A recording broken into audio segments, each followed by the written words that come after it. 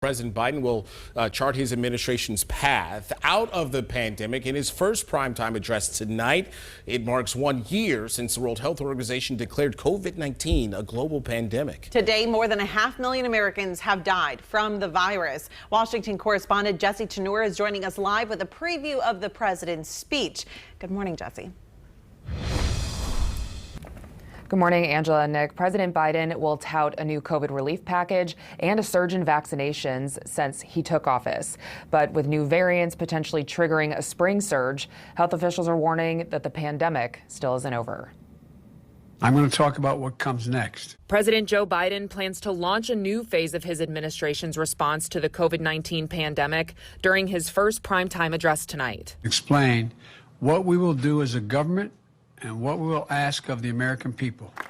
The president's speech comes on the heels of the passage of his nearly $2 trillion American Rescue Plan, his first legislative victory. I give full credit to Joe Biden because this was his vision. Vice President Kamala Harris and Senate Majority Leader Chuck Schumer commend President Biden for his leadership. Help is on the way.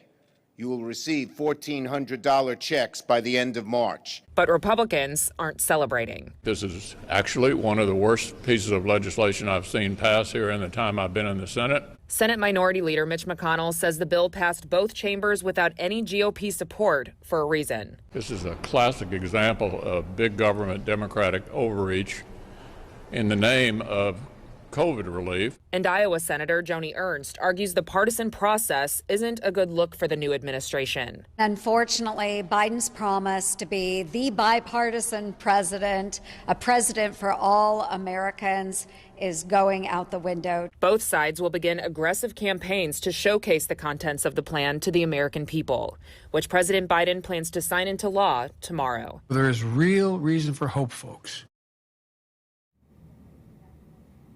Like Schumer said, those next round of stimulus checks should go out by the end of the month, and weekly emergency unemployment benefits will no longer expire this weekend. Live in Washington, I'm Jesse Tenor.